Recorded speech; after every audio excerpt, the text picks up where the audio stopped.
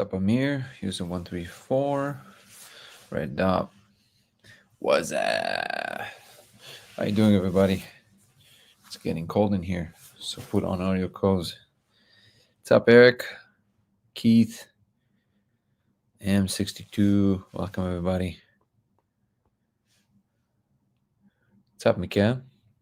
LGD. Oh, yeah. Well, close enough.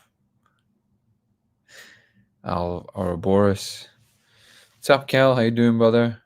Always a pleasure to have you here. I know I'm starting pretty late recently, and thank you for the likes. And I missed some of my regulars. Cal, you're definitely one of them. Casey, how are you, brother? Hello, all everyone. Like the stream? Yes, please. Early live, yeah. That's my preference, to try and do them a little earlier, but it's so hard sometimes to, I just finish my day usually at the hours that I jump on. Daniel Moore is saying, "Hi, Dan, you're going to be more famous than the Pope soon, but with real ethics." Hopefully, and hopefully I can maintain, no, not the fame part. It's not necessarily that pleasant to be, to have so much attention on you. But hopefully with enough ethics. It's one thing to get attention, it's another thing to have the right message when you get the attention. But yeah, it seems that things are happening in a good way, and we're going to keep trying to do our best to put in the right message out there. Thank you so much for the likes, guys. Yeah, across platforms, if you want to give the live some likes, TikTok and YouTube and Twitch and X, it'll be wonderful. Thank you so much. Hang out with Casey. Oh, yeah. JH is saying I would hang out with Casey. Who wouldn't? Casey sounds amazing. Thank you, Space Kunk. Can't wait to see the doc. Me neither. Thank you for the likes, guys. It definitely helps the algorithms. Lindsay Bloom is saying, YouTube just asked if I wanted to join as a member, but I thought I already was. It shows me that you're a member, so I'm not sure why it tells you this. It's weird. You definitely show up as a member for me, so you're good. And again, to anybody who is a member and didn't email me yet, please email me. Thank you, Space Skunk. With the start the email with, let me write it down, because yesterday I said it and I never put it on YouTube, and I'm going to put it from now on. So on YouTube, put, okay, all members, new members, please email me to lasersimulationx@gmail.com with the title in this format. Ready? You write new member, your name, and then handle. No need for separators or anything, because the handle would usually have like an @ sign or whatever. But I would know, or we can put a one separator between the name and the handle. And then you can put whatever you want in the email, but this way my email will automatically recognize you as a member, and it will put it in a separate folder, and I can put you on the mailing list, and I'll post this to on YouTube. So thank you, everybody, for being members. Welcome, everybody, to Simulation Talk 136. Kind of crazy and amazing. Casey is saying, so as of last night, I would say the magnet nullified the code with one sheet of standard printer. One sheet. Paper, however, does not nullify when behind a paint canvas. Well, yeah, you need a more powerful magnetic field, which means the magnetic field is actually doing something. You remember on Matrix 3 in this green flowing markings, is it similar? The symbols. Which symbols? I'm amazed at the filtering humans on this app accept. What do you mean, Halloween, Mike? Nico is in the house. How are you, brother? It's so hard to focus on a single symbol for some reason. Yeah, it's very difficult because they're moving all the time. Things are going well. Amazing, Halloween, Mike. I'm glad to hear that. How are you? How are you? I'm just going in reverse, so I'm seeing all the messages in reverse. Where am I from? I live in LA. Where are you from? Let's see. Early enough for me to see it. Thank you. Well, I'm glad to have you here. Nice to see so many members. Well, a lot of it is thanks to Ben and Ebony, who gifted 5 different people numerous times. There was somebody else who was also gifted one time 5 people, which I'm so sorry, I forget who that was. If you're here, please voice that it was you. I'm deeply grateful for you guys. Thank you so much. It's very helpful. And yeah, if you want to join the members program on YouTube, especially if you're on different platforms, feel free to do so. My YouTube channel is Dango Thoughts, DANGO Thoughts.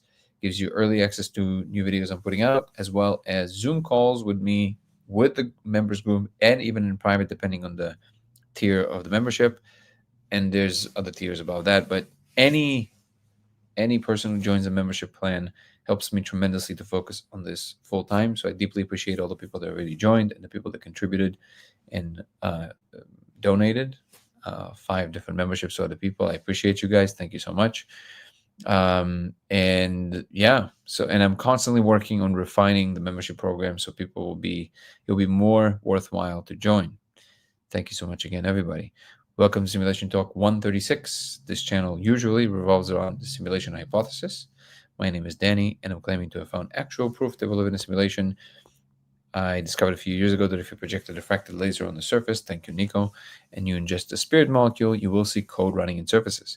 This has now been verified by over 1,000 individuals worldwide, and sparked quite a debate.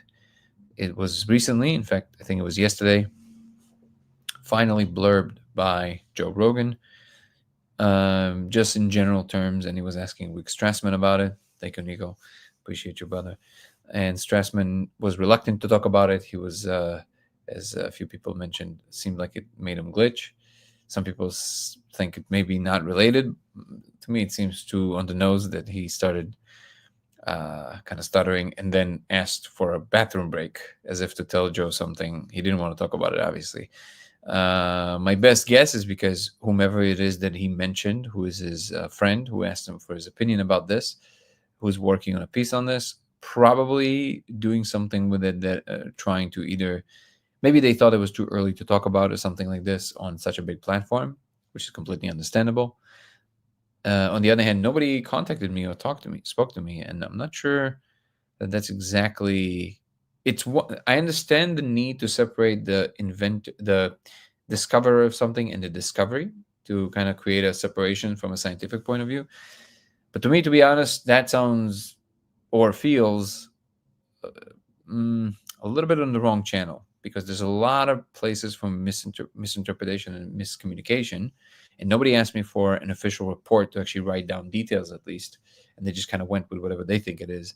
And from what I'm hearing from a lot of people do tend to confuse a lot of things that I say. Not that it's their fault, but communication is difficult, and especially with subjects like these, I think it requires a very nuanced conversation. And the fact that nobody reached out to me or spoke to me tells me that they're not exactly on board or happy about what I'm saying or what I'm doing, which I'm fine with. And like I always say, if it's real, it can take the pressure. And because I'm convinced it's real, if they're going to go about it the right way, they're up for a surprise. But it is a little strange that they wouldn't at least make an attempt to either email or say something in general. But we'll see what unfolds. I'm not. People ask me if I'm, if I don't want to protect my discovery of it. I always ask, what is it that we're protecting? There's nothing to protect. It's a fact about the world. So there's nothing to own here. The world does not want to be owned, and I'm interested to just bring the truth to the surface, and going to do everything I can in the service of that, and hopefully, and I know that the right things will unfold as they should. But in any case, that's on that front. And now we meet here every single day to discuss both the discovery, the implications, answering questions about it, as well as just talk about science in general, religion, spirituality, God, whatever comes to mind. I think the magnetic field will remove symbols when strong enough. So you weren't here for the last few lives, Cal, but we one of my postulations was that because I saw that it caught scrambles on the surface of a magnet, even not that strong, just 10 pounds, and then we basically Laszlo came up with this idea that what if we just put a piece of paper and the magnet behind, and when you project the laser on the surface, if you see that it still scrambles it only where the magnet is and not scrambling it on the rest of the paper, which is something that Casey just substantiated and tried it a few times, as well as Van, like, what was the handle? Somebody on YouTube as well, and they substantiated the same thing. Well, now you're talking about something very fundamental, and I think that with a powerful enough of a magnetic field, it will not scramble it, but jump to the next stable state of whatever the code is doing. And I can't wait to test that. It's just that magnet is a little bit more expensive. It's about 15 grand. So only when I'm going to get, thank you so much, Halloween, I appreciate you. When I'm going to get funding for the project is when we're going to be able to start, doing these experiments.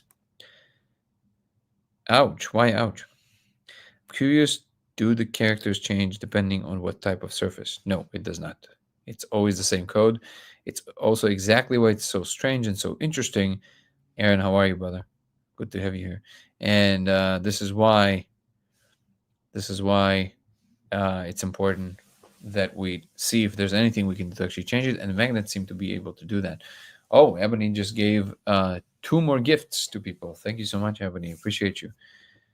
That is so incredible. Again, if you want to follow the YouTube channel, which have more of the content, it's Dango Thoughts, DANGO Thoughts on YouTube. That's the thing that I'm promoting the most because it's my main central channel at this point. So if you guys feel like you want to follow there, that would be incredible. Thoughts of more people resonating with the idea that something is off with the world after the Epstein and Didi scandal. I see code flash so fast every time. It is very fast. You're right. Do the lasers have to be in cross? No, it can also be a band. As long as it's diffracted, you're good to go. Curious, do the characters change depending on what type of surface? Oh, we read this. We read this. We are all gods, question mark.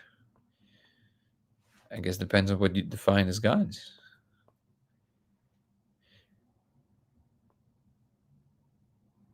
Kabbalion is a topic. It's too esoteric for me. I don't mind discussing it, but I feel like when there's too many ways to interpret one thing, I kind of get a little, it's like an infinite channel. It's like it never ends. Have I ever spoke to Rick before? No, never spoke to Rick. Never spoke to him.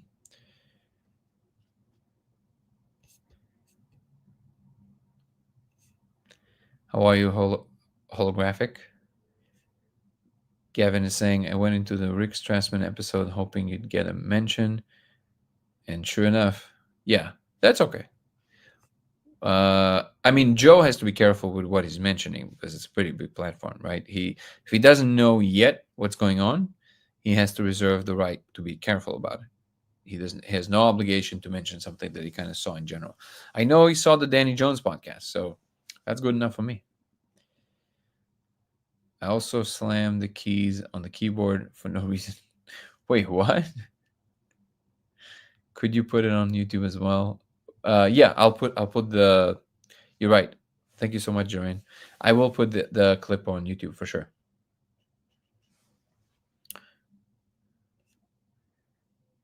The membership email? Yeah, absolutely. Absolutely. It's lasersimulationx@gmail.com. Lasersimulationx.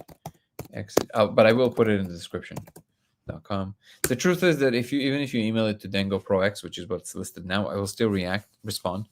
But it's still it's better for this email because it's more specifically targeted towards this. This email right there. Batshit, thank you so much. Ebony, thank you so much for the gift. I appreciate you.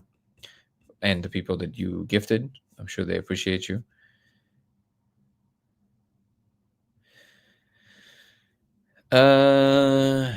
Do you email back confirmation? Because I haven't gotten one.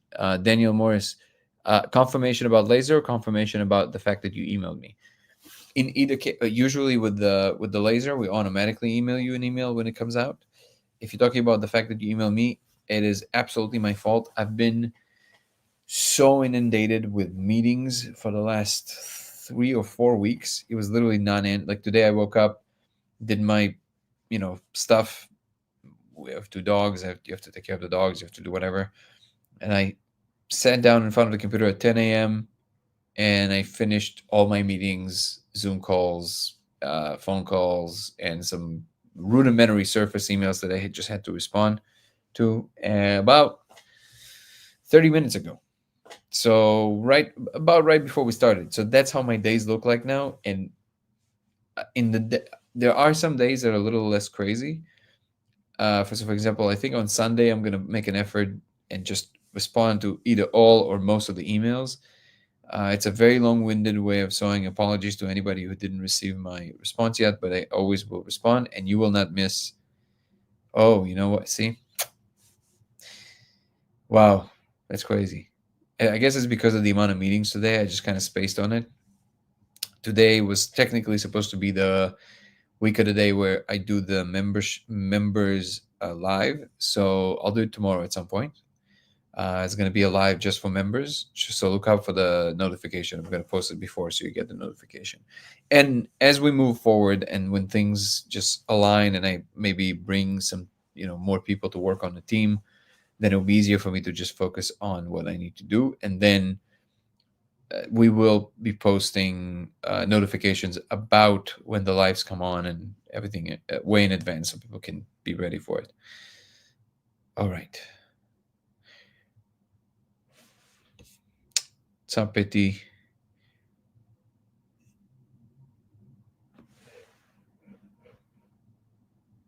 Yo, we can't. Whoa, man. It's get to the end of the day and it gets so hard. Mr. Tron is saying Card Report is a hoax. All right, sure. I don't have a lot of writing on this. Dan streaming at a reasonable hour. What in the shenanigans is the awesomeness? Jerry is next. I'm here because of Danny Jones' interview. This is big. Yeah, thank you so much. Guess PRC. How are you, Ebony? Does the code change depending on what the laser shooting at? No. What's up, Van Dweller? And I just mentioned you with the magnet experiment. Thank you so much, Jorain. You and the discovery were mentioned by Patrick on Vetted as well. What is Vetted? Hold on. Vetted Patrick. Is that a YouTube show? Podcast? What is that?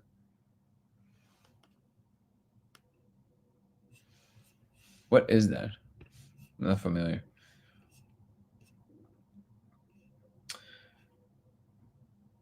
Live magnet experiment. Hit the vape, turned on the laser, and it said, "Eat at Joe's." Nice. That would be crazy if you have like a message like that. Ben, how are you, brother? Good to see you. Democratized reality. Love it. Love it. Oh. T-shirt ideas. Woo! How do people do this? T-shirt ideas. I know I already wrote it down, and then there's so many lists. Democratized reality by holographic.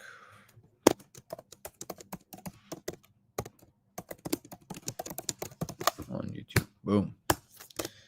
Keep them coming, boys and girls.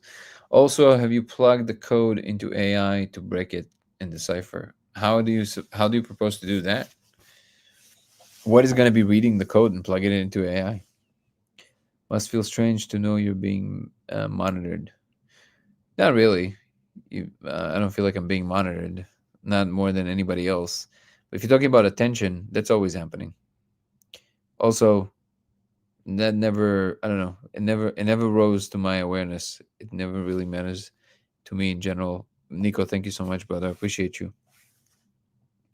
Jorain, Kabbalion, this topic.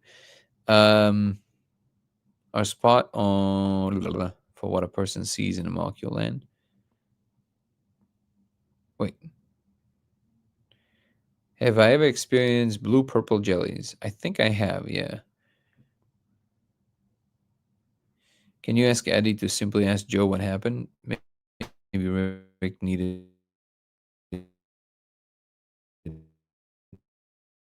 destroy the bathroom. Oh, YouTube is getting stuck. Weird. But also, yeah. Also, don't forget that Eddie is like super careful in general. So to ask that question directly would be weird. But next time I see him, I might ask him if I don't see Joe before.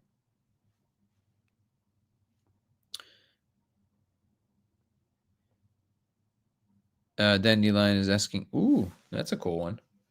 Dandelion is asking. Are they Arabic numbers? You mean Arabic numerals? Some of them kind of look like, but they're not. None of these things. They're not Japanese. They're not Hebrew. They're not Arabic numerals. They kind of look like a lot of these things, but these are close approximations. Texas Trev, how are you, brother? I need an AI assistant. I know. I'm working on training an AI to answer some of the emails with repeating questions, and I will put a message on the email that this is an AI. I don't want people to feel like they're being cheated. And if there's a question, because especially because a lot of the questions are very repetitive, so I want to make sure that people kind of know that it's nothing personal. It's just that if you're asking the same question a billion times, we do have. Wait, is it on the website? We do have a frequently asked questions website, but I think it will be nicer if the email just kind of answers if these questions are recognizable. Moon broadcast device. That's an interesting thought.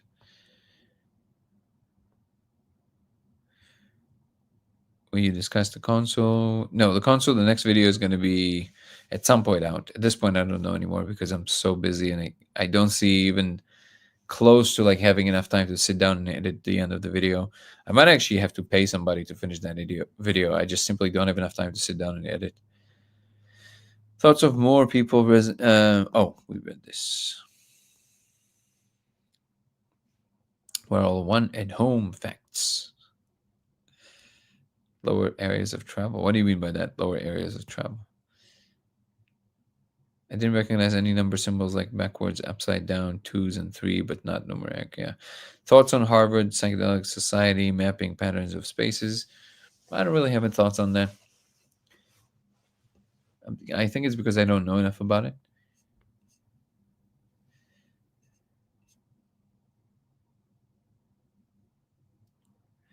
Kicking ass, taking names per usual. That's funny. I posted my first trip report on the Discord for anyone who liked reading it. Oh, yeah, yeah. I'm going to look at it today. Amazing. I'm excited. 15K. Lindsay's laughing about me saying that the magnet is only 15K. Yeah, that's actually unreasonably cheap. So these magnets that produce that amount of magnetism, they're supposed to be like $150,000. So 15K is very cheap. Yes, it comes with a soup, a magnet with a soup and a magnet. What do you think the code is doing?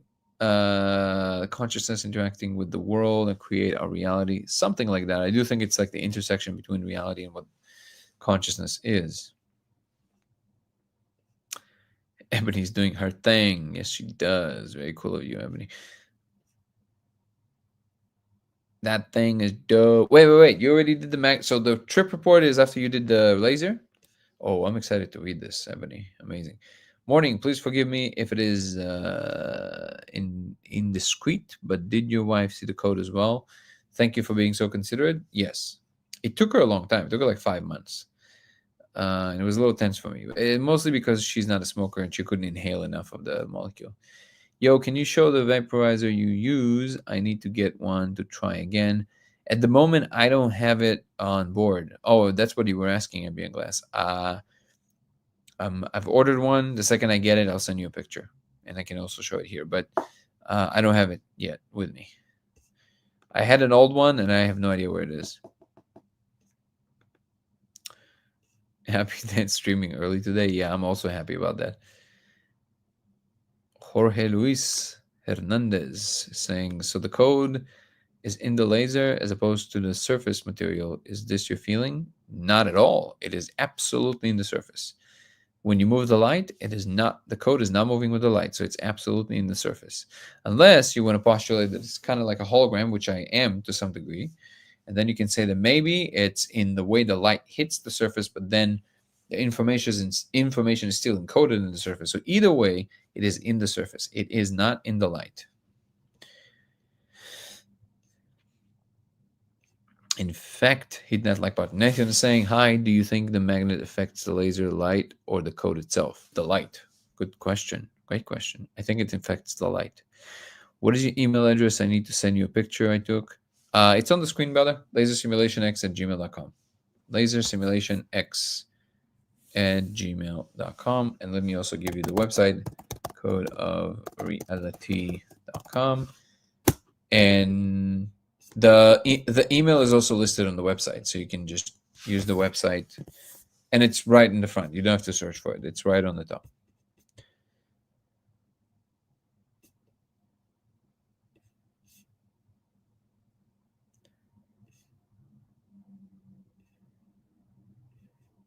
Thank you so much, QWiggy.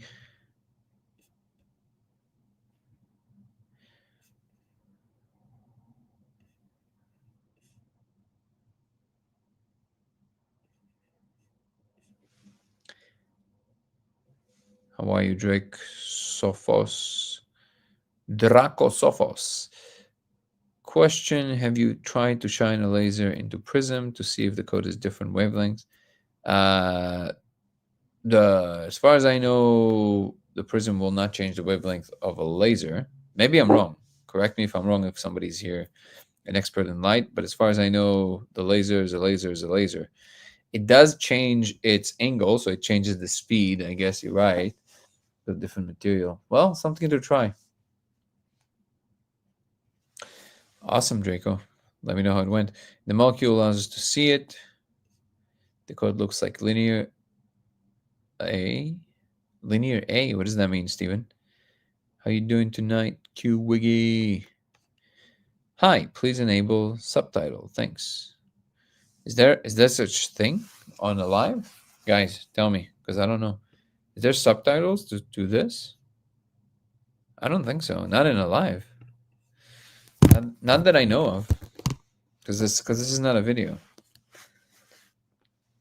Or maybe I'm confusing something. Because if the magnet is interfering with the laser, then of course that would affect the ability to see the code in the spot. You're right. But that's exactly the point. We're trying to prove that the code is real. So this is exactly why the experiment with the, what I'm going to show again, this is why the experiment with the paper proves that that's the case. Because you can say that whatever, if you think it's a visual hallucination, you can say, well, your brain is taking into account the fact that it sees photons flying away in a different way from the magnet, so it accommodates the visual hallucination to do that. But if you're putting a paper on top of it, your brain does not receive this information. It just receives, so you don't know there's a magnet there, right? So now it's much harder to talk about it as a visual hallucination because, well, first of all, you're discerning a real location of an object that you technically cannot see. That is proof of receiving real information. That is the definition of information or coordinates, right? If you don't know where the magnet is right now, right now you have no idea. You kind of see my hand, but you can't pinpoint the exact location because maybe I'm holding the magnet sideways or whatever, right? But if you smoke the molecule and you project the laser here and you see where it's being scrambled without seeing the magnet, now you know where the magnet is. That is real information. That's exactly the point.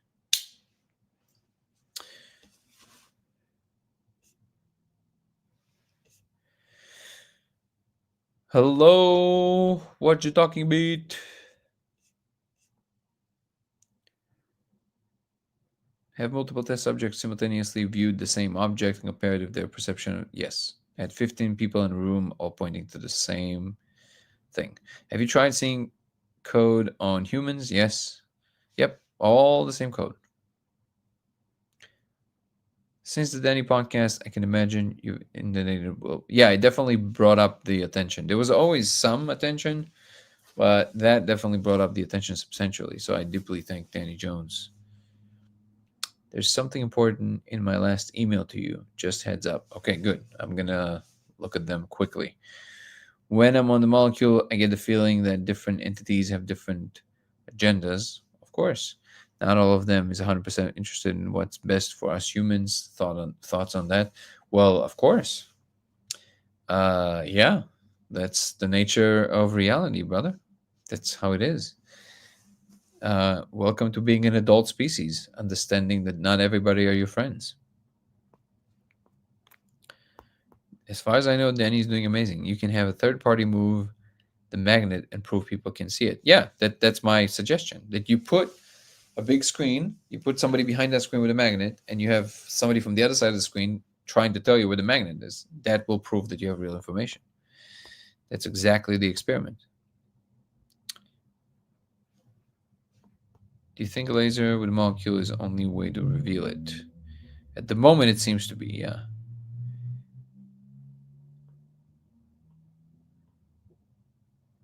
How Big Magnet reminds me of my neighbor who had the city shut down his time machine. What? You had a neighbor that shut down the time machine? I thought you said you can't go to certain areas now. Your experience is different. I'm trying to remember what it might be that you remember that way.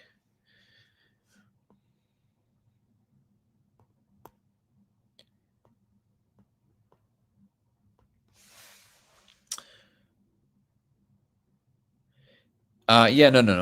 The code is always the code, guys. Plants, people, animals, doesn't matter. I don't think the code changes according to the surface because I don't think the code is coding for any quality of the surface. It is coding for space-time itself. That's my assumption, or registers everything that's going on, or both.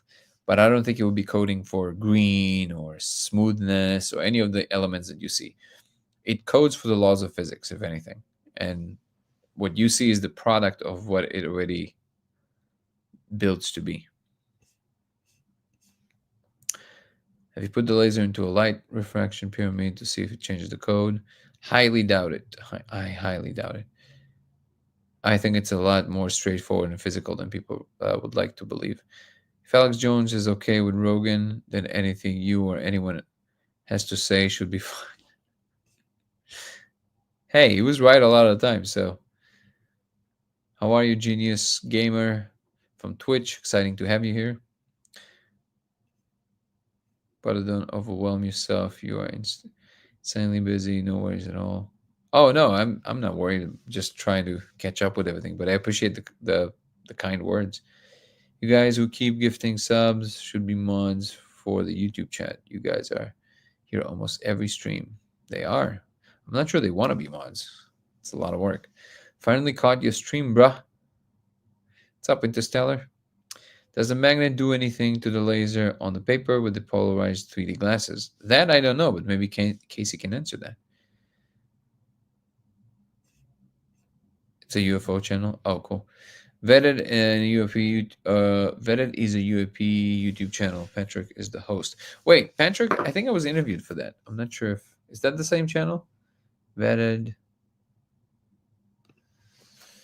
Vetted UAP's YouTube channel. Was there a particular moment that he mentioned it, or in a particular episode, or you guys want to share? Oh my God, it's so loud.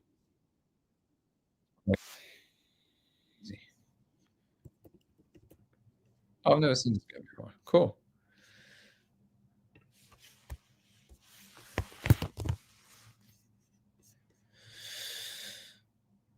My cat is obsessed with Patrick from Venice. You cat, huh? Informed mascot. Helga. What a wow. That's the name of a cat. Just watched his recent video on Oregon UAP pilot sightings. Can you see the code of the lasers filmed and then played on TV? Yes. So you can observe the laser on TV, but seeing the code exactly the same as in person, it can be recorded and paused. Cannot. The code keeps running, which can be interpreted in many ways, but one of them is that it has to be doing what it's doing in all times when observed, because it's literally responsible for running your perception of reality. I have loads of photos of Helga watching vetted no cam. Nice. Thank you so much, Michaela. I appreciate you. Petit Two Finger. I have a black long hair named. Oh, the cat. Okay.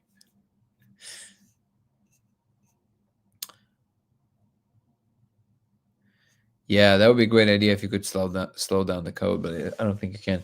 Frogan is okay with having okay, we saw that already, Daniel. Thank you. Can you please tell more about the molecule beings trying to teach you to achieve the state without the intake?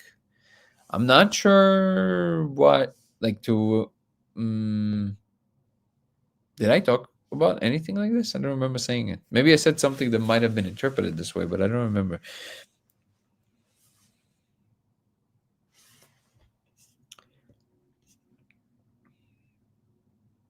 You can't upload images, Lindsay. You're gonna have to email them to me, unfortunately. Awesome, Jorge.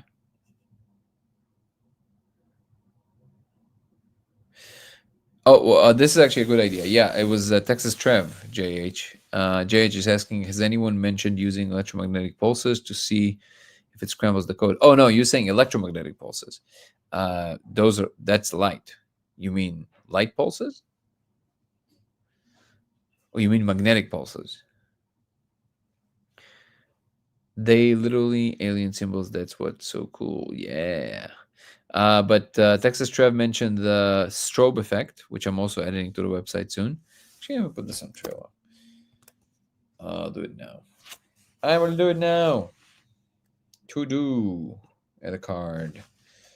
Add a page on website page describing how to do the strobe technique to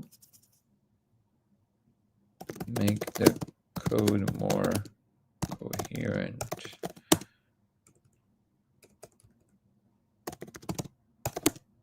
And observable. Another potential Texas Trev.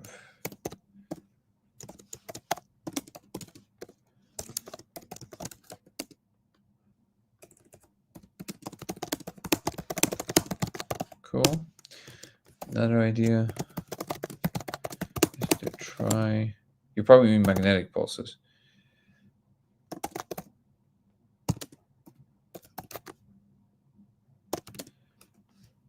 Idea by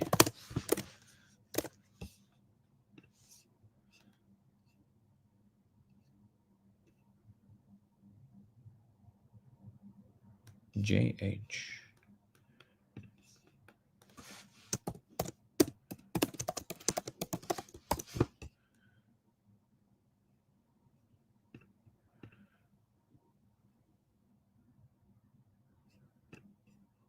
Okay, great. Added a card. Beautiful.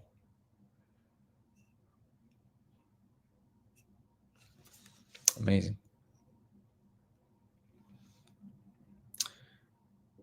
Am I on Instagram? I am. Same handle, Danny Goller. Thank you so much, Ann. Appreciate you.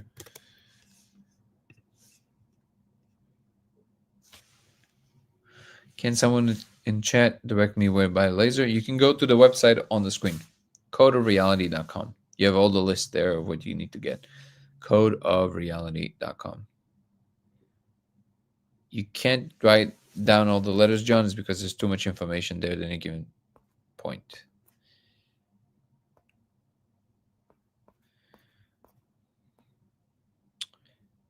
Was seeing this an overall positive experience? It's such a crazy thing to imagine. It is, and I guess it is to me. Good night, brother. Danny's talked about it. You see some different things, red versus blue versus green. Yes. You can see the code on the other colors, but they have extra content. And sometimes they talk about the different types of content, but Not gonna dive into it right now. I don't know if it's that interesting, to be honest. It's just I don't know if it's well. I don't know why I'm being so jaded about it right now. The truth is that it probably is important. Something that's just in my brain does not allow me to go there right now. So I'll table that.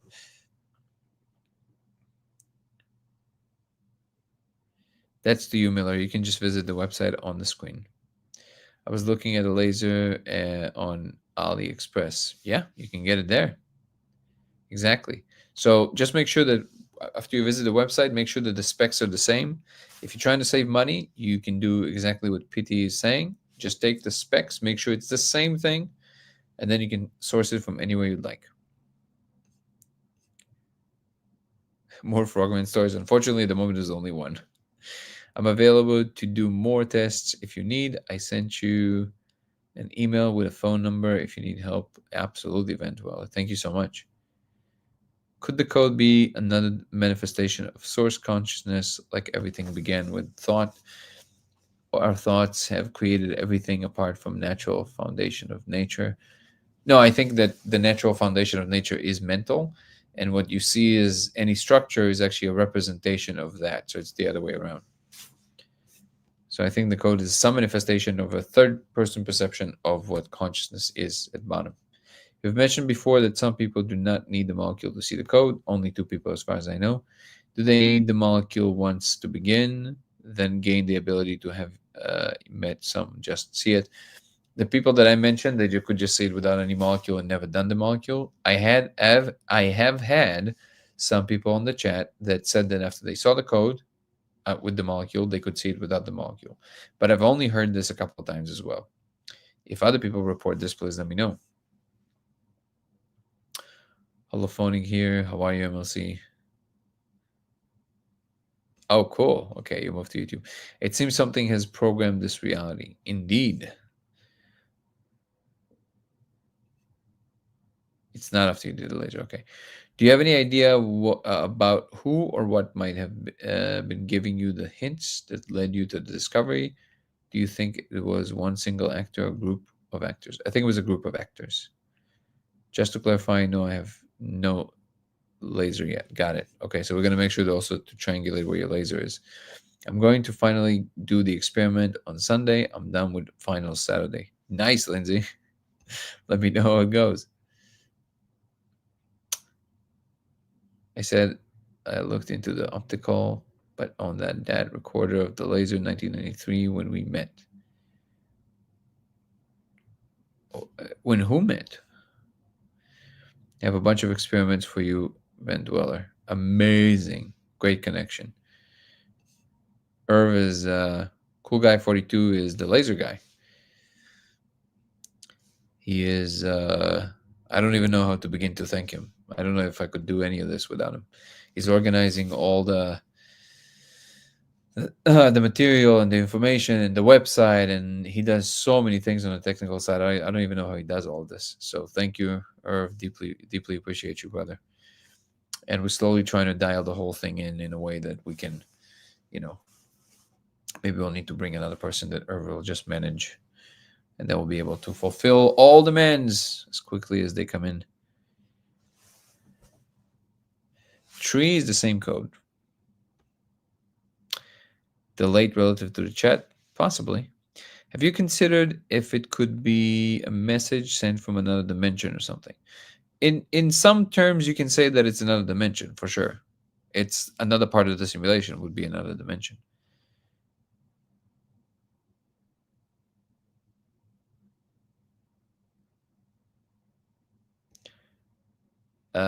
I can't press hyperlinks cross product, and I can't copy them either.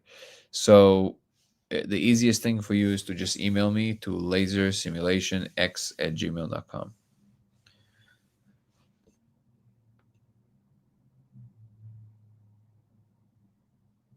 Inside your head, Andrew, or maybe yours. What do you mean? Linear was a writing system. Danny Andrew is a friend. As a general question before doing experiment. I don't understand the message. Or any updates the last week? Couldn't watch your lives. You want me to summarize? last week's lives. I don't remember what I said 3 seconds ago.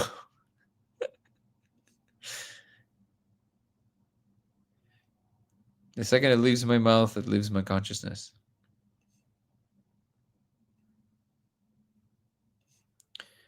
Based on the description of the visuals that are reported after inhaling the molecule, it sounds very similar to that of linear A. I don't know what linear A is. With attach the image of the language. Okay, let me see. I think somebody already sent this before.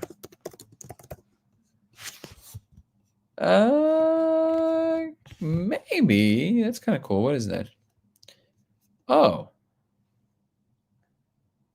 Wait a second. That is actually kind of close. Primary script used palace of religious writings and Minoan civilization. Linear B, which was used by the Manasians. Let me see linear B. Oh, I see. Yeah, kinda. Okay, that is nice. That is the closest to the code that I've ever seen, and it's presented in the circular motion the way that the code appears. That's wild. Huh. Interesting. Whoa. Okay. What? This is something. This is interesting. Take note, or linear A definitely is close to what this looks like.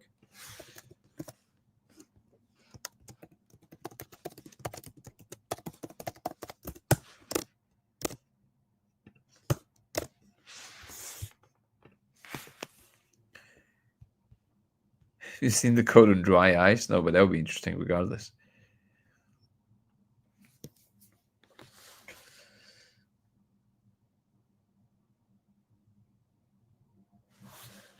So good job, Stephen Kelly. Linear A definitely looks like very close to that.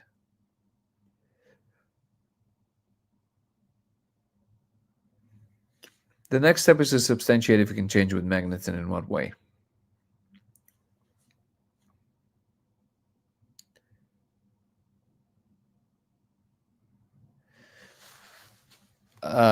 Again, you're missing the point, I think, Nathan. So if you can, with by using a method, so the point is that this is not real information, but a hallucination, which is like random arrangement of materials, arrangement of a pattern. If I can tell you where an object is behind an invisible something that I can't see, that is the definition of seeing real information. That's the point of this. What's up, Kevin?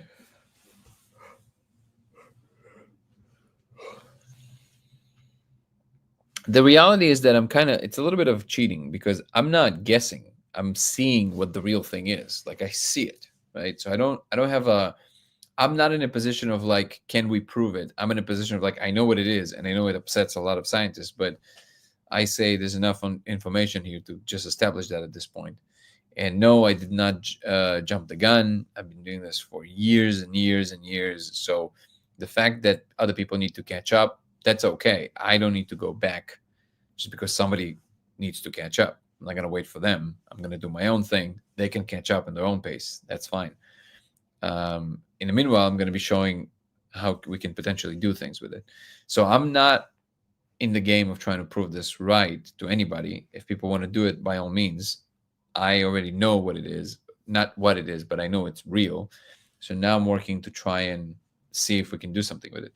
If I can show that I can do something with it, it's functional. It already shows that I understand something about it, right?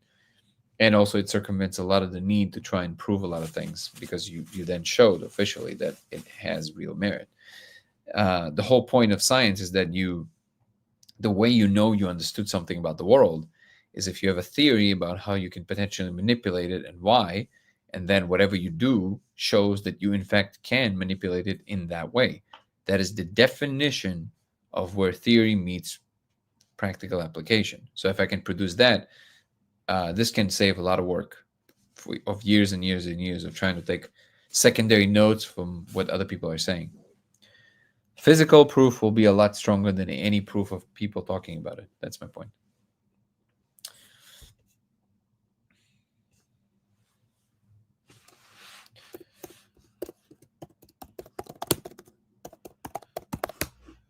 Thank you, Halloween. I appreciate you.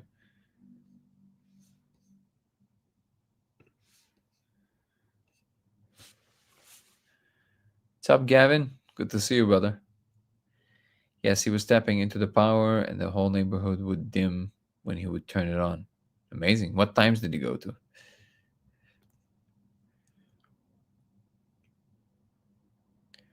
One would have to find out what kind of effect magnets have on lasers, if any, because if it doesn't, then the magnet is affecting the hologram instead of the laser. Sure, no, but the magnet definitely affects the laser. It's the magnetic field meeting the electromagnetic field. It absolutely affects the laser. That's not on the question. If the magnet is powerful enough, it creates the Zeeman effect. It literally creates suborbitals in the element. That's a very known effect. You can just Google the Zeeman effect, Nathan. Zeeman effect. I bought a shitload of mushrooms for Christmas. Nice. Yes, I tried green laser. Works as well. All the frequencies work, guys. All the frequencies work. They just produce a slightly different content in addition to the code. The code is the same. And also, it's harder to look at because it's a higher frequency. So you might get a headache. The red allows for, lends itself nicely because you can sit there for longer.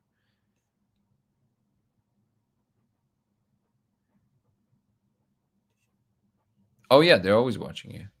I don't know why people are always so bothered by this. You're not invisible. It's so funny. You'll mod for me? Awesome, Ebony. I don't know how to do that. Can I just. It doesn't allow me to. I need to figure out how to do this. Because if I press on the three lines, it just says delete comment, put user in timeout, and ban user. It's so negative. I don't see where it's showing me how to make you a mod. But maybe you can tell me. Who is they? The simulators. See you, MLC. Is there any reason you would rule out the possibility that this happens to be the only way to broadcast messages across space, time, and or dimensions? No. Why would I rule that out? I don't know about only way. I don't believe it only way in reality. There's never one way to do something, but maybe it's the medium. Yeah. Who did a whole episode about me in the Discovery? Jay Lewis, the UFO guy. Is do they even still call it UFO sometimes or UAPs? Or that am I just branding myself? Is there a meditation or breathing technique you could suggest to be able to see the code without the molecule? I wish. I wish. So far, no success. You were interviewed on Night Shift. Thank you. But I think 2 days ago, Patrick from Vetted talked about your doco and showed your trailer. Oh, awesome. Patrick from Vetted. If one of you can share that link in my email, that would be awesome, guys. When you have a magnet behind a paper, there is zero code, said Casey. And there's code in the rest of the paper.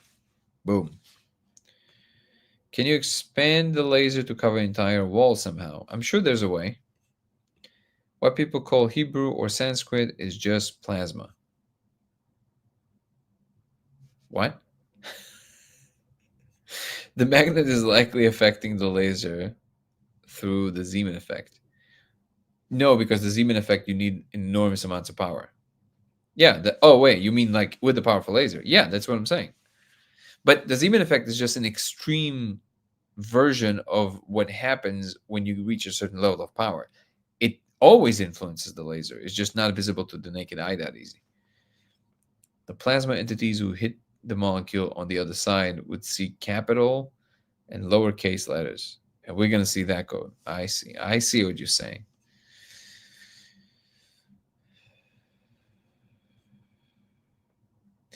So if not all molecule entities are benevolent, what if the ones that show a code are malevolent and hold people back from focusing, finding higher truth, and rather expand hyperspace by gaining consumers? The problem with this hypothesis is that can be it it explains the situation as much as any other hypothetical, and that's not a theory, right? So if your theory can be substituted by 1,000 other ones that are equally likely, then the theory or the hypothesis holds no water whatsoever. It's just kind of like invoking magic. It means nothing. What if what they're doing is it's a commercial? You know, what if this is just entertainment for them, and that's part of the like? There's infinite number of things you can say. There's infinite number of what ifs. That's not helpful. What's helpful is how do you think that maps onto what we're seeing, and can you predict something through that hypothesis? That's the point. Awesome, Casey. That's awesome. Have you tried permanently writing the code onto Surface? What do you mean? Seeing it matches against another. No, it doesn't work like that, Luis. It's enormous amounts of data. It's tiny. It's moving all the time. It's not stationary. It doesn't just sit there. Sensory development is the natural pathway to the perception of these experiences. Power plants are the crash course. I feel like he's speaking in ciphered language. What's up, Ben? Saying I'm setting up a laser super lab and I'll be into setting up lots of tests. Yes. I'm going to be organizing all the info in one place, what's been tried and results. And I can help you. I can send you all the results that were already tried, and you can also compare them with other results. That's amazing. Thank you, Ben. Was the suggestion to strobe the laser light or add the strobe projection? Yeah. So that you asking, yeah, it was suggested, and I'm gonna be putting it on the website. Thank you, Nico. Thank you for the gift. How could you hypothetically get AI to see the code? I don't know yet. I don't know yet. Vaporized drones. Nico is in the house. How are you, brother? Hey, Danny, how's it going? Doing amazing. Let me turn you up. Hello, can you hear me? Oh, nice. Look at you. Yeah, cool. Take a picture. Yeah, so Danny, I had a question. So I was actually just thinking, when you were talking to Andrew Gallimore, yeah, he mentioned that you're drawing a target on your back, right? By coming out this way, and others won't be as nice as he was. Mm-hmm.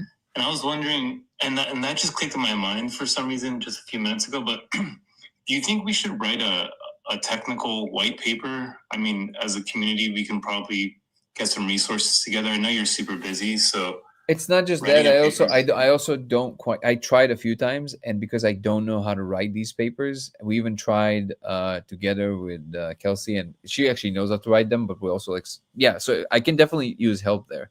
I can definitely help guide the paper for sure, and we can also, whomever's actually writing the paper, we can put them as a collaborator. I'm not trying to own the idea. I'm trying to put the truth out there. So if we want to put it like, hey, I came up with the idea, and here's the people who helped me. Very, very open to it. No, I mean, I think the IP is in the method, and it would just be a methods paper, right? It wouldn't be like a study. It would just be like here's the protocol in excruciating detail. And it seems like one of the things that I think could probably use a little bit of clarity is the depth perception in terms of on the surface versus through the surface. There seems to be a lot of questions about that, at least during all these lives. But I think it should be I think it should be like a first authored paper with an acknowledgement of this was compiled by this team, and I'm more than happy to put some brain power into like an abstract and just structuring it. I've done it many times, and I'm not experienced in the realm of neuropsychology I don't even know, I guess psychedelic medicine is where this would fall into, but we could certainly, I think there's enough people in this community to do that. But yeah, I just wanted to throw that out there because I'm welcome this with gratitude. Yeah, I would definitely, I can definitely use help there, and if you're willing to help, we can sit down and we can talk.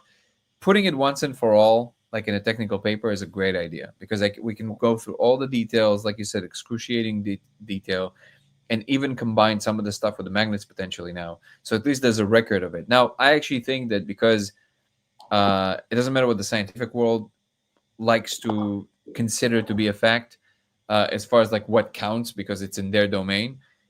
When things are online, which they've been for a long time, chats and videos and interactions with people, you can't really take away the fact that I was the one saying this from the beginning, and then people actually resisted it for a long time, right? So that actually plays in the favor of the fact that this is kind of there. But the idea there is to how do we then utilize this together to bring some new understanding to humanity? That's really the main goal. But I think you're right. Putting at least one technical paper in place where it's just there, and I know if there's a few, kind of like not mainstream journals, but I know that some journals that we can actually publish this in, and IPI is one of them, and there's quite a few that will absolutely take this.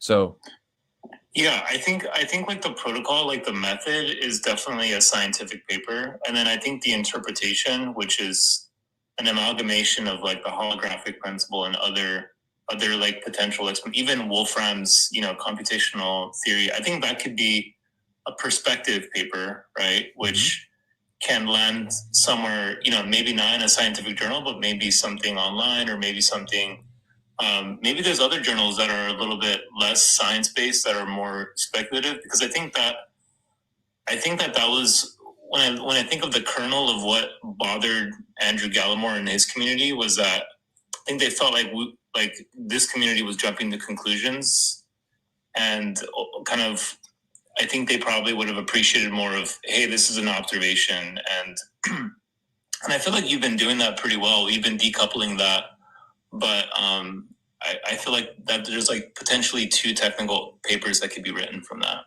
I appreciate that and welcome that. So whenever you tell me that you have time, let's sit, let's do it. I'm down. I don't have a ton of time, but I'll draft some stuff, and I'll look through the website and see if I could But I can also write as much as I possibly can in terms of like really detailed thing. And actually, Irv is amazing in that. He's just phenomenal with this kind of details. We can go back and forth and organize something and send it your way, and then we can just put everything together. Yeah, man. I mean, I thank you. I would deeply appreciate it. And then we're gonna have a lot of. It seems like this world lab that I was imagining is forming, right? And we have like people like Ben right now, who's like, I spoke to him in private, and he's just phenomenal mind, and he's planning to basically like go full on setting up like a whole mini lab at home and like doing all kinds of things, and we can constantly revise according to some of the data we find. And we're talking about like people who are truly interested in figuring it out, that are also capable of figuring it out, and that's really what we need. So yeah, I actually had one question for you. So I was actually building a laser myself, and I was on eBay looking at diffraction gratings. They're just these screens that have these, I guess they're like using lithography to make these lines. And I think that's what maybe scatters the light in that pattern. But how did you achieve that in your laser? Because I saw some YouTube videos. It just comes with it. But I don't think you covered the diffraction grating. It's on the website. It just comes with the laser. Oh, the one you buy, yeah, it just comes with it. And that one I would assume is measured for exactly 650 nanometers or whatever it's sitting on. Yeah. So there's a certain spacing for every frequency, and you can use other ones, but there's ones that are optimized. The slits are optimized for that wavelength. Yeah. Yeah. Gotcha. Yeah. Okay. Cool. Yeah, but we can definitely like look at the specs, because it would say that. And then I would really love to write, well, like you said, yes. First of all, the observation, the technical method, and then some conclusions or potential experimental ideas. And I really think that there's something there with a powerful magnet that can interest a lot of people. It's just, I mean, we have to prove that, but I have a very strong intuition it's going to work. Yeah, the magnets really, I mean, I think the magnets is actually a huge component of, it's like almost bigger than the whole thing, because I feel like it creates that bridge from the DMT space to the real space. But yeah, I think there could be a lot of value in, just because if people are going to come hunting for like debunking this, then they're going to be seeking some source of ground truth. And I feel like the website has a protocol, but at least if we can reinforce that and maybe kind of just give it the best chance. And I think always, like, anytime you read a technical paper, there's, I think, always a good faith that you're putting out there something that you want to be reproduced, something that you're looking for feedback on. And then one last thing that I'll say before I let you go is actually, I think that's it. Yeah, So I'm going to tell you, I don't know. So I don't know if people understand what is it exactly that I think is going to happen with potentially with the Zeeman effect. But I think I mentioned this before briefly, but I actually think that the scrambling with the lower power magnet, they're equivalent to the stages in between the islands of stability of frequency, like on the Chladni plate. When you have a certain vibration, you have a pattern. When you amp up the frequency, you don't immediately get a new pattern. You get a little bit of a jittery chaos, and then only when you reach the next stability standing wave, then you get the right. So I actually think that if we wherever it is, I don't know, but again, I'm obviously arbitrary thinking the Zeeman effect to some degree, but something tells me that the fact that it's doing that, the fact that it's creates suborbitals, is an indicator that there's like some kind of a new island of stability. So my postulation is, if we keep bringing up the temperature, so to speak, on the number of Teslas we're producing, eventually when we reach the Zeeman effect, it will be the equivalent to the next island of stability, like on the Chladni plate. So you're going to have this, like, all of a sudden the code is going to do something else, but coherent, something else that is also coherent that we've never seen before. Yeah, that's super interesting. Yeah, I don't know anything, or I've done a lot of magnet research with polymers and how it bends light through polymers, which is really interesting, but I'm not too, and we've worked with some pretty big, magnets are pretty insane because the magnetic field drops off to the cube power, right? So you need a really strong magnet to get an effect that's, within some small spatial region. Yeah. But if you're bouncing it off of that surface, then I imagine you can actually achieve a reasonable effect on a fairly small magnet because it's bouncing off of it, from what I've kind of researched, you could only do this with an electromagnet. I don't think you can. I don't think you can do this with like any regular, even a very powerful magnet. You can't do it with natural magnets. Like, it has to be an electromagnet. Yeah, because you need at least 3.3 Teslas from a relatively short distance. So yeah, and that's interesting because that's to influence the electromagnetic field of the photon, right? You need a huge the element, to squeeze it enough. Yes. But the interesting thing that I was thinking about is, and this is obviously a crazy speculation, but if you're doing something like collapsing a wave function, right, like a DMT wave function, let's call it, for lack of a better term, I imagine that the properties of that space, even if there's a strong magnet, even if there's a weak magnetic field through that space, it should be perceived like, I don't feel like the point is to alter the light. I feel like the point is to just have a physical change in a unit of volume of space. But that's the way that I see it. I agree with that. I agree with that. I think that the second you produce any extreme environment, which I guess the Zeeman effect would count for, like a mini extreme environment, right? It would show you something that you didn't expect, whatever it is. And then you can use that to triangulate what in fact is going on. Yeah, because when you read the details of like the double slit experiment, right? We talk about it like haphazardly all the time. Like, oh yeah, you have this like gate that can count how many photons that go through it. But even that mechanism of counting a photon going through one slit or not requires an electromagnetic field. And that apparently collapses the wave function, right? At least from a Copenhagen point of view, measuring the photon requires some physical interaction with the photon, which then changes its properties entirely, right? Well, but the point isn't that it's doing it to the one photon. Is that you measure from a bunch of them, you measure some of them, and the rest of them somehow know that now there's there's some kind of an effect that is registering where they go. And I think it's because the magnetic field is, or the electromagnetic field in the case that you're trying to actually create a like a photon detector, then you, well, let's think about this for a second. So that if it is just a photon detector, because there's different kinds of photon detectors, that's the problem, right? There's not one method, there's a few methods, but and all of them do the same thing, which is weird. So there's some kind of a universal function in all the what would be that one thing that all different measurement techniques produce from a technical standpoint. Let's rest aside for a second all the spiritual hypotheses. What would it be that allows the wave function, definitely not the photon, to know that there's a potential interaction with something in the way, because it can't possibly care about the fact that it's observed. Something else is happening, right? It's like it cares about a particular effect that is happening, while what we call the observer decider of which one it goes to. But it's not, the light doesn't care about the observation. I don't think that's possible. Or it doesn't compute for me. It cares about a particular thing that is happening there. What is that thing across all So methods?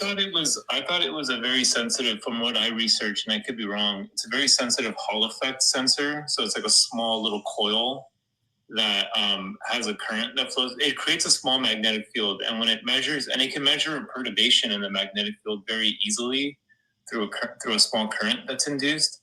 And so what I thought the photon detector is when a photon passes through that slit, that magnetic field that photon carries causes a current in a small little coil. And you can detect that by saying, oh, the photon went through the left or the right slit. But that act alone, which, experimentally you might think, okay, this is trivial, this is not going to influence the photon, is enough to collapse that wave function and create a particle-like behavior. That's how I've interpreted the double slit experiment, is that there's no way, like, we can't physically see photons going through a double slit experiment with our eyeballs, right? So we have to rely on these methods, and it's the method itself to detect it is interacting with it. And so from my perspective, I always felt like, is there a way to even do the double slit experiment without interacting with the photon? No, of course you can't. Well, you can't interact with reality without interaction is reality.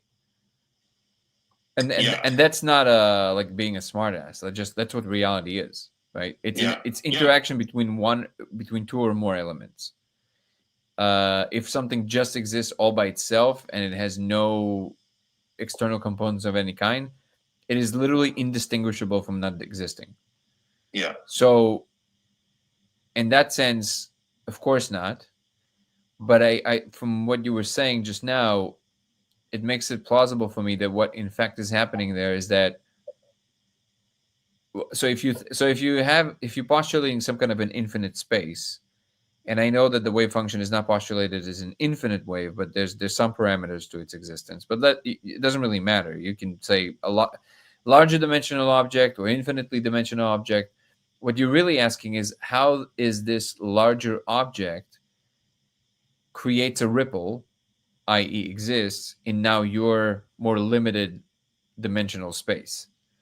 And Einstein's answer to this is that time and space, they're interchangeable in the sense that the second you gain mass, you lose time.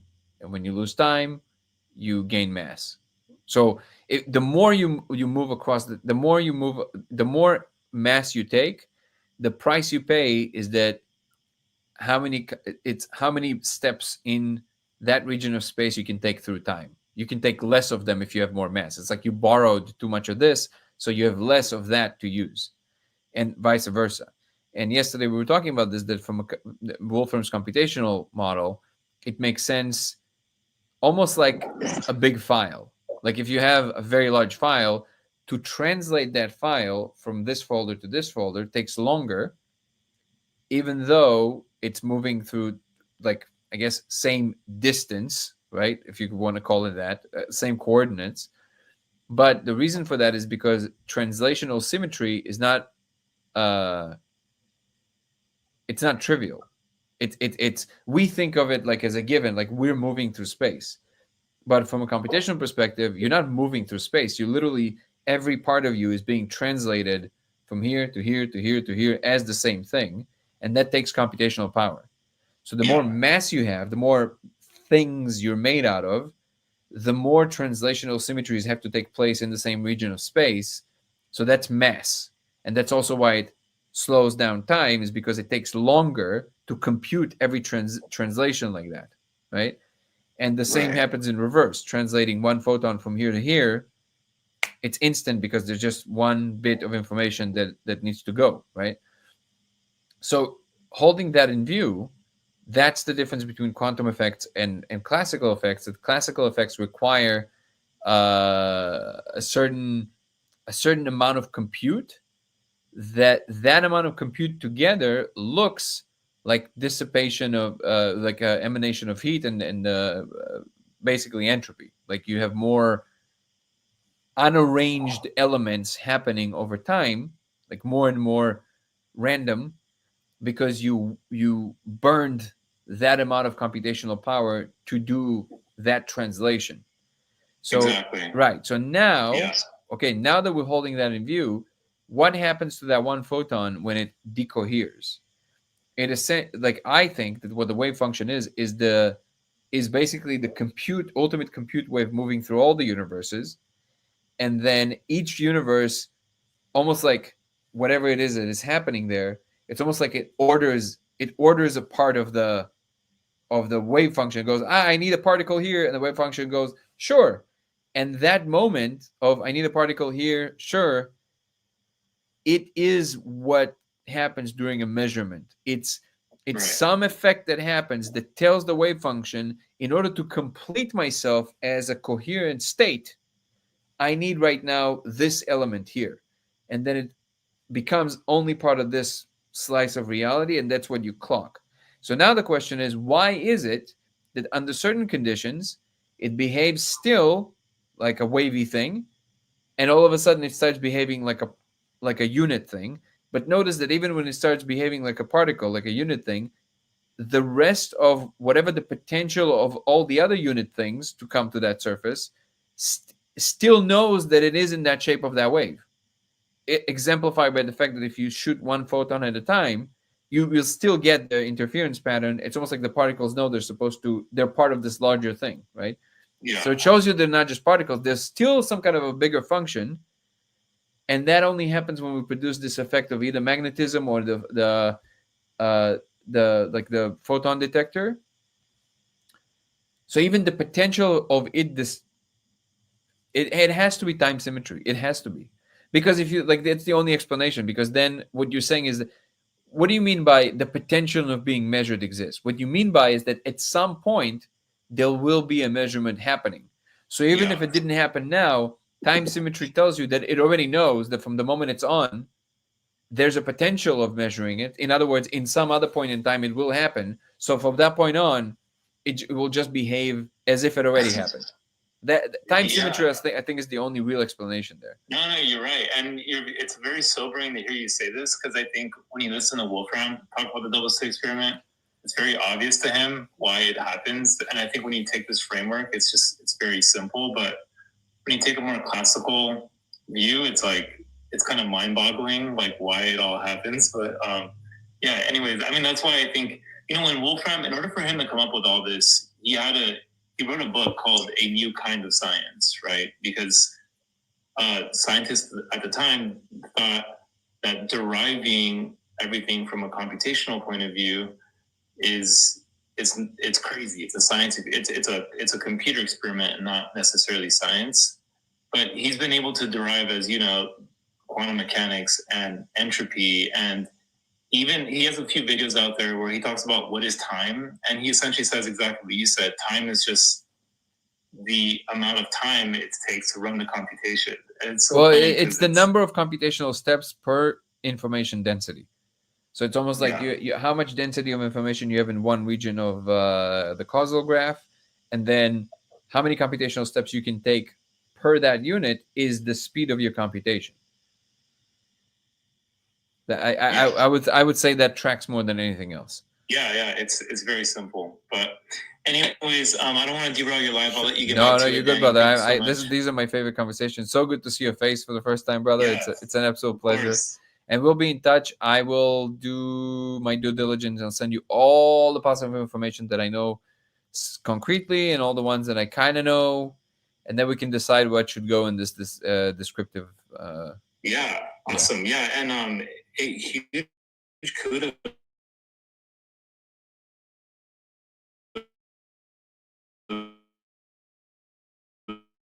on taking the heat and stuff. Thanks, man. I don't see it as heat. I see it as like obviously you're gonna. It's a good sign. Anything that has some merit will produce a ripple, and all the system around it that thought something else will have a reaction to it. That's a great sign. It's exactly how it needs to go. Yeah, you're right. No, heat's a bad word, but it's just the talking to Andrew and then just kind of all of that was impressive. I thought that was I thought that was very impressive. So thanks, man. I appreciate you. But we'll talk soon. Yeah. Have a good night. See you guys. Awesome. So apologies if some of this went over some of your heads, and I don't mind clarifying. Hopefully, maybe it was to some degree clear. But if not, I can. These usually are the things that I'm nerding out about the most. What's up, Gustavo? Oh man, you missed a really cool and a technical conversation. That was great. But welcome. Let's see what I've missed here. I wasn't looking at any comments because I was trying to focus on visualizing the experiment.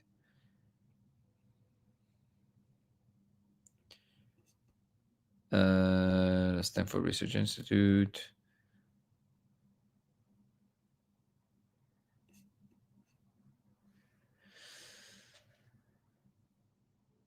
Third glasses only show you the laser beam has no effect on the code. Interesting. We have to hook ChatGPT.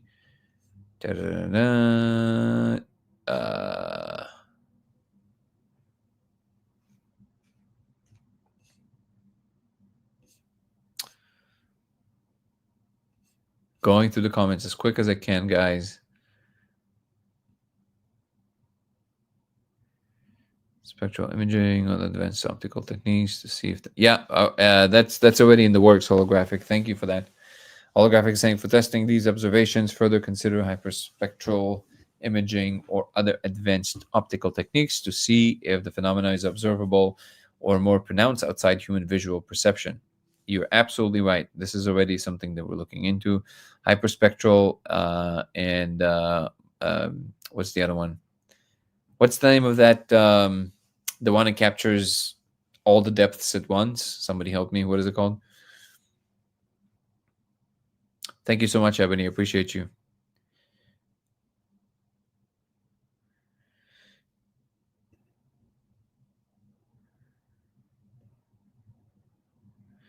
As for the MRI machine, Gabriel, yeah, you can probably project the laser itself into the MRI machine from an external room. But in an MRI room, you can't put any electronics because it will fly into the machine. What you can do is you can project the laser from the outside of the room inward somehow. That's possible. But I'm interested in producing the magnetic field around the diode, which will require a lot more complicated apparatus and planning of the experiment. People are resource, all the more reason to participate in creating community, working the algorithms, like share, etc., all the fun YouTube stuff. Exactly. Thank you so much. Neighbors Time Machine. Thank you for the likes, guys, on TikTok. And if you guys are on other platforms like X or YouTube or Twitch, please give the live a like. The algorithm loves it. Cost you nothing, and the algorithm loves it, and I would appreciate it. Sounds like Wolfram takes on how TM behaves. Oh, time behaves. TM.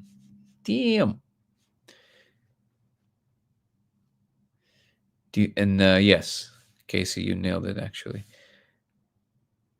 Fellow done, Professor Lane Haar. She's been able to slow light down first to 15 meters per second and finally to stop it altogether. She used a laser light trap. Oh, I've heard about this. That was so cool. You know the down effect from red blue light? You mean redshift, right? Creating a Bose-Einstein condensate of when they cooled it down with the lasers. Yes, I'm familiar. Again, all of these fancy things, guys, absolutely, that would be great to do with the laser and with the molecule, of course. But all of these things cost money, so we'll get there.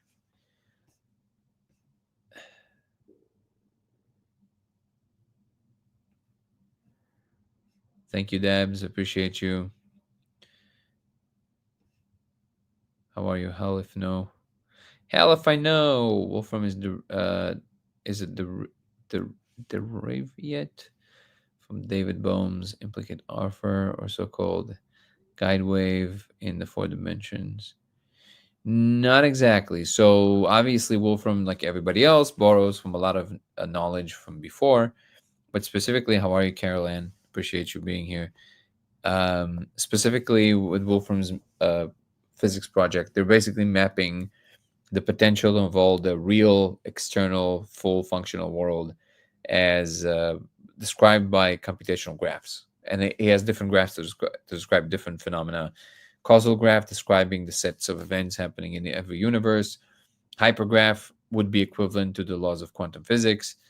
The Rule-Iad would be the graph describing all the possible rules, space of all possible rules, and they all interact. So they all kind of sit on top of one another, and they describe physics in terms of these computational steps graphs interacting with space-like manifolds that give rise to very specific predictions, even about very wild things like warp drive and time dilation and all kinds of things.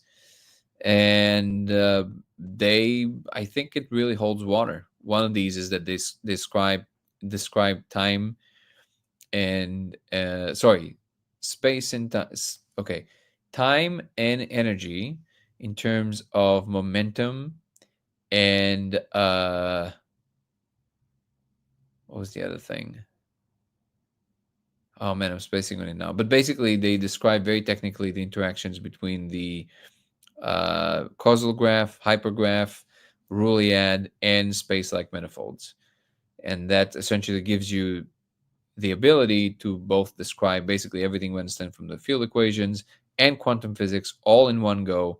So literally tying a nice bow around all of our major physics theories and postulating particles of space. So everything is a derivation of particles of space, including all the laws of physics.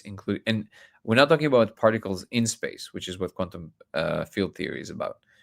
Which are not talking about the quantum fields that give rise to instances, excitations that we call particles, but we're talking about essentially space-time itself having particles that are way, way, way smaller, and the interaction of those is what gives rise to everything we understand and see.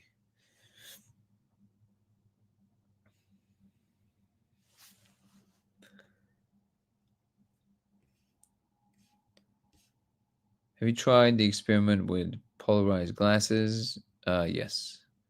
No, it's okay. You get. I'm gonna put a frequently asked questions page on the website soon. If you wanna, cool. If you don't wanna, also cool. Oh, I see.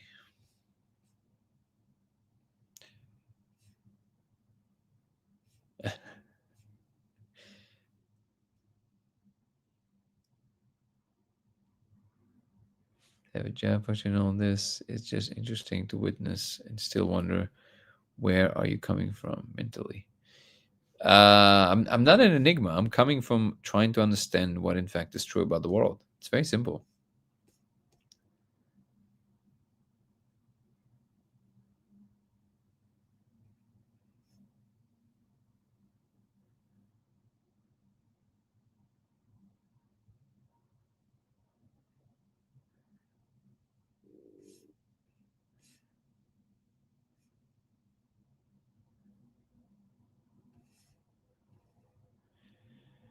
6 a.m. Lisbon. Sounds like a song.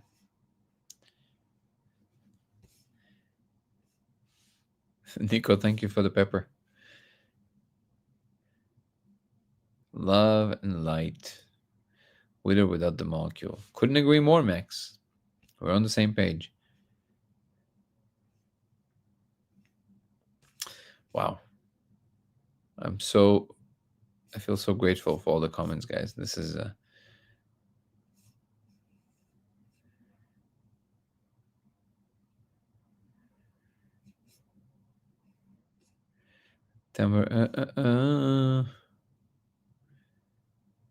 just found your stream. Are you talking about the non-local perception awareness?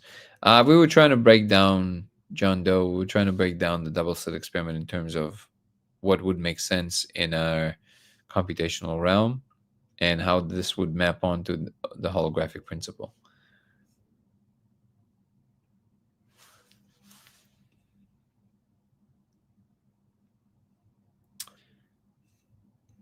Wow, I'm almost getting to the end of the comments. I can't believe it.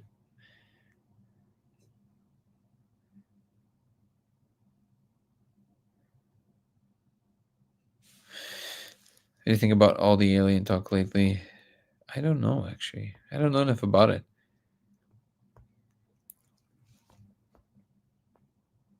What's up, Don? All right, guys, I think. Have you seen the Google Willow thing? What are your thoughts on it? No. What is the Google Willow thing?